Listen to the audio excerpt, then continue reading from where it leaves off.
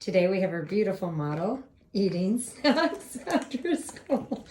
Okay, this is going to be a tutorial on putting in a bun wig. Okay, first step is you're going to want to separate the hair, the front to the back. I usually like to do the part here where it's at the top, almost the very top of the ear. If you've got thinner hair, you could probably, I recommend going further back, but not too far. And then if you have thicker hair, you probably don't need as much and you can probably carve it in a little bit. This girl can't stop eating snacks. Okay, so once you do the part, put like a rubber band or something just to keep this front hair out of the way.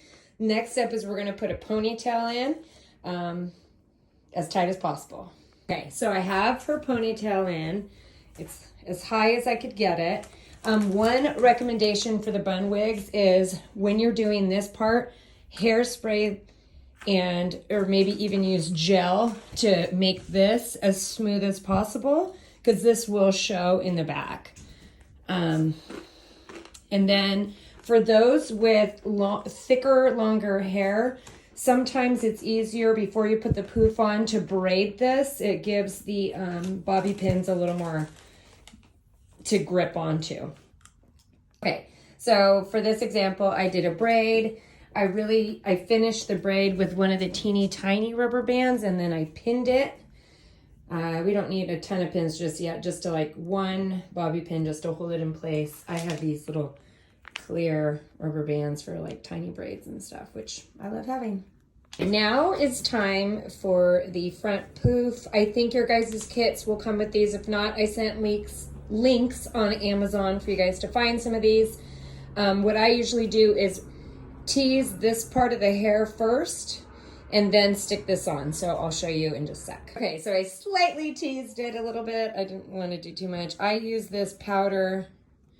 This is similar to the powder that Noreen recommended. I think it's called Rock something, but it just kind of makes it a little sticky. Rock your hair. Rock your hair. This is the one I use, which I love. I use it for myself as well. Okay. Now we're going to put in the poof. Okay, poof is in. You always want to align the poof with the nose because if it's not straight, then the whole thing will look a little cattywampus later. So then what we're going to do is, now that we've teased this hair, is pull it back over and I will show you the next step. Okay, so I have pulled all the hair forward. Sometimes if you separate, a center to the sides, it's easier to pull up and over depending on how their hair is. I prefer to do it all at once.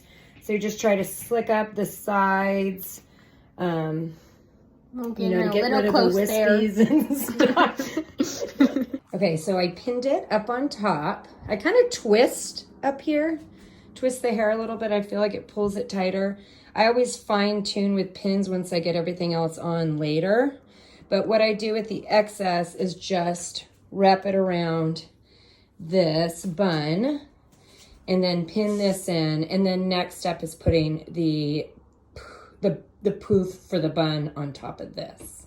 Okay, next step, put the poof on, the bundle of joy on top.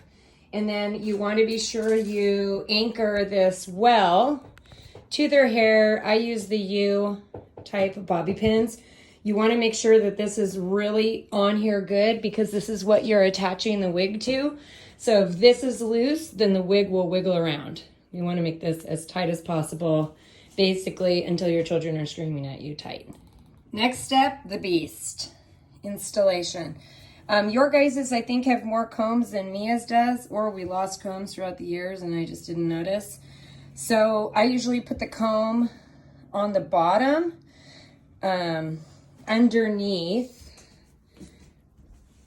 the bun. The ball.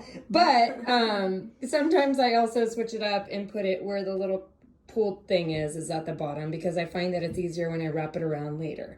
So next step, I'll put on the bun wig and then show you how I tighten it all on, okay? So bun wig is on, still have this pulled. You'll want to, Mia, can you hold the phone again? Just like that, perfect. Okay, like that, ooh, there. Okay, you'll want to pull this as tight as possible. And then I wrap it around this elastic piece, and then I pin it in like everything else, just somewhere underneath so it doesn't fly out. And then I take more of the U-shaped bobby pins. Where are they?